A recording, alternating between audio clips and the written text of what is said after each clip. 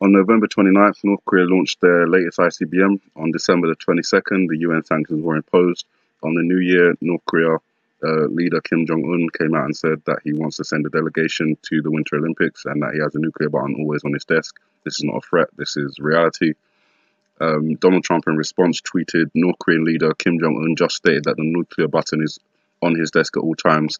Will someone from his depleted and food-starved regime please inform him that I too have a nuclear button, but it is a much bigger and more powerful one than his, and my button works. We also had Nikki Haley, the UN ambassador, come out and say... On a second matter, the crisis in North Korea will continue to have our attention in 2018. We finished December with our third strong sanctions resolution of last year. That was a great achievement, but there is more to do to ensure full implementation of the Security Council resolutions. As we hear reports that North Korea might be preparing for another missile test. I hope that does not happen. But if it does, we must bring even more measures to bear on the North Korean regime. The civilized world must remain united and vigilant against the rogue state's development of a nuclear arsenal. We will never accept a nuclear North Korea. So that's what she said in complete opposite language. The South Koreans kind of reached out and they were happy to hear that North Korea wanted to send a delegation to the Winter Olympics. So they reached out to North Korea and said that they wanted to discuss this possibility and possibly the option of putting a freeze on North Korea's nuclear tests, and at the same time South Korea and America put a freeze on their military exercises. America has already opposed this, but it seems like South Korea has more to lose considering they're right on the border with North Korea. And at 6:30 this morning, talks after South Korea proposed on New Year's Day that discussions should take place. The talks are aimed at opening the formal discussions between the North and the South, sending a delegation to the Winter Olympics and possibly other issues, as I said, like putting a freeze on the nuclear tests and at the same time having some sort of same kind of response from the South side in terms of military exercises. What I wanted to point out is because it's very unrealistic to think that war is not going to happen. It's clear to me, looking at these reports and looking at the way that things are working, that war is inevitable. It's gone past the stage of diplomacy. The UN sanctions don't work, even though there's people out there at the moment on the news, on the media saying, giving Donald Trump congratulations and a pat on the back for the sanctions and stuff like that. But North Korea has been working to get these missiles and these nuclear programs for 10 years or more, and they're not going to give them up. They've said it clearly, and the US has stood firm saying that they're not going to accept North Korea as a nuclear state, although it appears that that's what North Korea is. They declared that on New Year's Day. So it's very unlikely that war is not going to be happening, and considering the time frame we're in, we're looking to see some escalations take place in the next couple of months.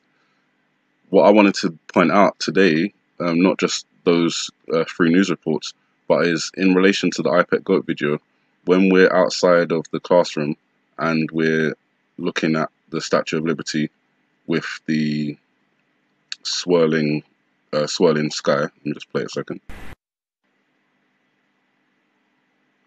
So that part there, that we believe because of the swirling sky and everything else, it's like a hurricane. And I believe it is, but what if it's not part of the hurricanes that we saw last year, but something different, such as a weather bomb, which is what we're getting reports about now. This weather bomb bringing cold air and snow and ice up the East Coast. When we look at the weather bomb on Ventusky, the meteorological weather map, we can see what it looks like. It's definitely the same cyclonic pattern as a hurricane, and it develops earlier on the 4th of January, so tomorrow. Well, really, it kind of starts at towards the end of the 3rd, and starts developing more strength and speed as it moves up the East Coast, moving into the 4th of January. And we can have a look here. The darker orange and the red indicates the stronger wind speed. And that moves up the East Coast. We're around like 10, 11 o'clock in the afternoon UK time. and around 2, 3 o'clock outside of New York, which gives more weight to this scene as well, because as we're coming into the scene, we can see that it appears what is icebergs, I would say, they appear to be at 3 o'clock. And this cyclone weather bomb is going to be outside of New York about 3 o'clock tomorrow. So I don't know if that is the indication from the IPEC Go video in reality, but it matches and it seems to fit. And it also kind of, joins into the timeline. More so when we look at everything as a whole, if North Korea decide to, as we heard Nikki Haley say there, and we've heard reports that North Korea are going to be, they're preparing to launch another missile. If North Korea are going to launch another missile, in my opinion, they're most likely to do it within the next week or two, because if the timeline's correct, then they need to do it soon. And that would mean after they've done their missile test, if we compare it to the last time they did the missile test on November 29th, it took 3 weeks until December the 22nd for the UN to impose sanctions.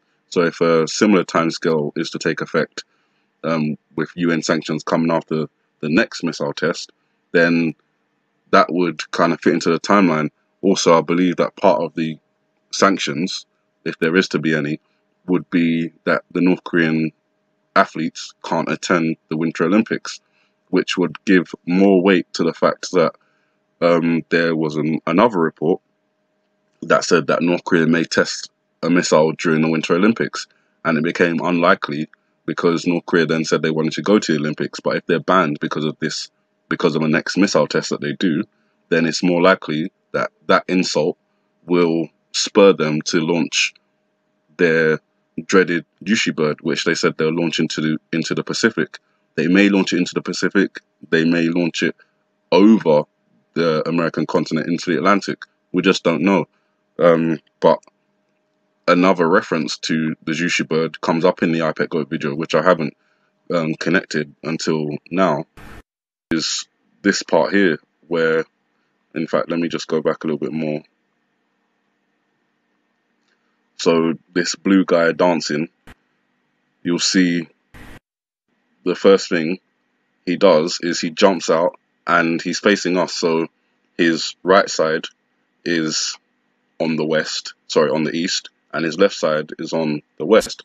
And his arms make the movement from east to west. And he's wearing this frog mask, which kind of gives me the impression of like an amphibious kind of thing. And submarines are amphibious vehicles, underwater kind of vehicles. So after he does that, which I believe is indicating a movement of something from the east to the west, you see he spins around and then the sharks come up, which represent submarines. So I'm interpreting that as the submarines moving from the east to the west. Then he does another spin and he turns out into a bear, and I believe that the bear represents Russia, and that only makes sense to me because obviously the submarines, I believe they're Russian submarines, and that's kind of the indication. Submarines moving from east to west, Russian submarines. And we get the last animal depiction, which is the bird, and he spread his wings out and he's jumped up like he's a missile, and that, as you probably have already guessed, is what I'm thinking is the representation of the Juche bird being launched. Missile type jump, arms out, bird, mask, Juche bird. So we know that North Korea has already threatened to launch the Juche bird. We don't know if it's going to be in the Pacific or if it's going to be somewhere else. I really don't know. But it appears to me that the Juche bird is going to be launched at the same time as the Russian submarines are in position. And if America then retaliate against North Korea for this Juche bird launch by, missile strike or nuclear strike, we have no idea. The Russians are already equipped to launch the electromagnetic pulse, which is another thing that has been depicted throughout the IPEC Go video and in music and media. And we've done a lot of videos on it. There's a lot of videos on YouTube about a potential EMP strike. And Russia has developed sophisticated new weapons which harness radio electromagnetic or electronic pulses capable of decimating an entire city and its defense system. The electromagnetic missiles can knock out all electronics and reduce tanks to scrap metal, according to a report in Sputnik News. Vladimir Mikheyev, I think that's how you say it, a senior advisor behind the team developing the weapons, said the effect of such weapons may vary from ordinary interference that temporarily knocks out the enemy's weapon systems, all the way to a complete radio-electronic destruction of electronic elements, motherboards, microchips, and systems.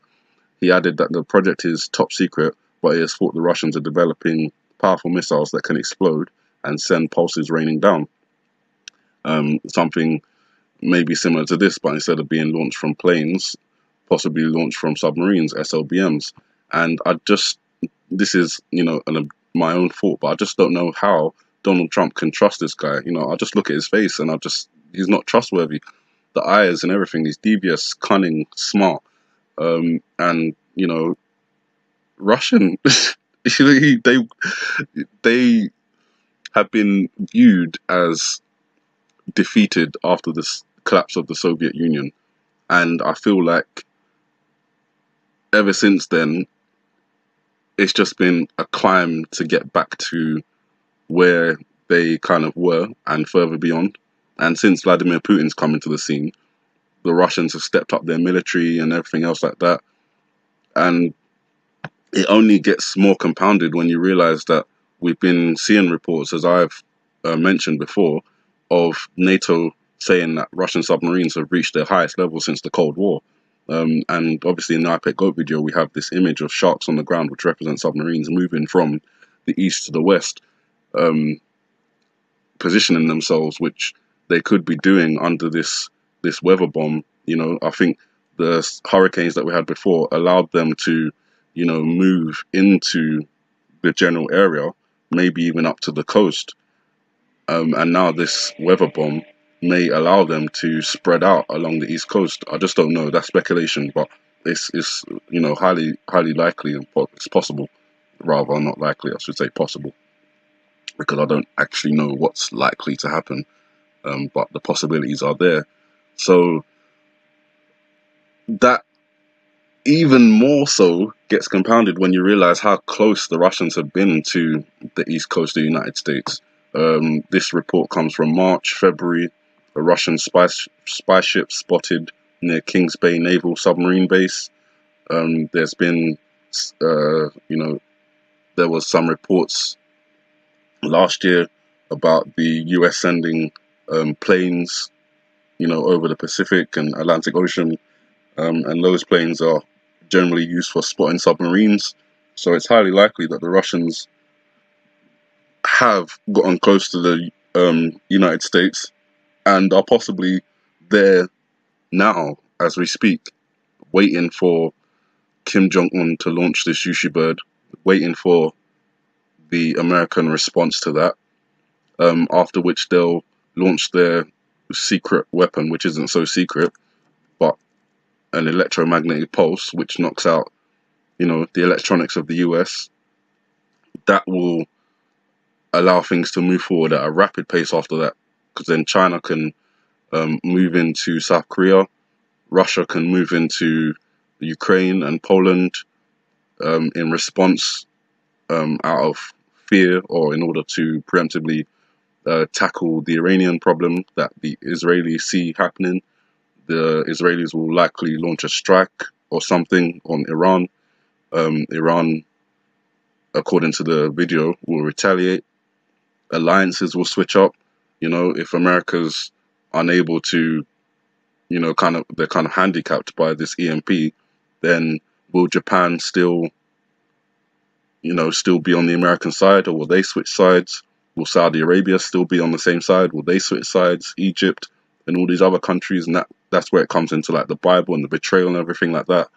If the Israeli strike on Iran did, kill children, as depicted in the iPad Goat video, then it may be that unites the Middle East even more so than the Jerusalem decision did, and that begins kind of like the wars that we've been hearing about in the Bible, where the kind of like the Middle East comes against Israel, and they're defeated, because obviously Israel is a nuclear power, even though they haven't declared as much, but it's commonly believed that they are. And then the remnants of the Middle East army join up with the Russian army and the Chinese army, and that's where we get the massive army that crosses over the River Euphrates. So we're also looking out for the drying of the River Euphrates so that these armies can cross over. And then that's in the Bible, it says that, you know, Jesus comes to basically take them on and take them out. That is just my train of thought. It's pretty easy to see where this all could, you know, start escalating, and that's if North Korea actually do launch a missile this week or next week or even possibly the week after. I wouldn't say they'd leave it too late. If it's going to be in January that they launch their missile or satellite, then I don't think it'll be left too late if it is to fit into this timeline, because I don't know how fast the UN can get together and place sanctions, but I'm just judging off of last year when they placed sanctions on North Korea after their latest test. It took them 3 weeks. So if that is the case, I made a video saying January the 7th. I don't know, but it could possibly be that they launch a missile on January the 7th. If they did, then 3 weeks after that would bring us to the 31st of January, the day of the total lunar eclipse. UN sanctions could be placed on North Korea around that time, beginning of February time. And then in response, the North Koreans could then launch their Juche bird during the Winter Olympics. America could then respond, and everything else, as I've talked about, could then escalate rather quickly. And that's just my train of thought. I have no way of corroborating this. I'm just basically going off of news reports and this iPad Goat video, which is basically commonly believed to be a animated depiction, a symbolic animated depiction of a second 9/11 style event. But more than that, it's a timeline into World War III, the Antichrist, one world order, one world religion, and all the other stuff that we've heard about. So, guys, you know what to do. If you have some opinions that you'd like to share, feel free to leave them in the comments. I try and respond to as many comments as possible, and I really appreciate the encouragement that you give myself and others out there as well that are doing these kind of videos and trying our best to get ahead of their plans, even though these plans have been in place for years. This video itself was made in 2012. That's a good 5 years before I personally started looking at it in 2017. And to be honest, it's difficult because obviously when this video came out, none of the things in this video had happened, so there was no reference to go to. Everything was basically just trying to interpret what you're seeing. But because I feel like we're in the timeline now and that certain things have been and are being fulfilled, it's easier to follow along with the video and to try and associate that with what's happening in reality.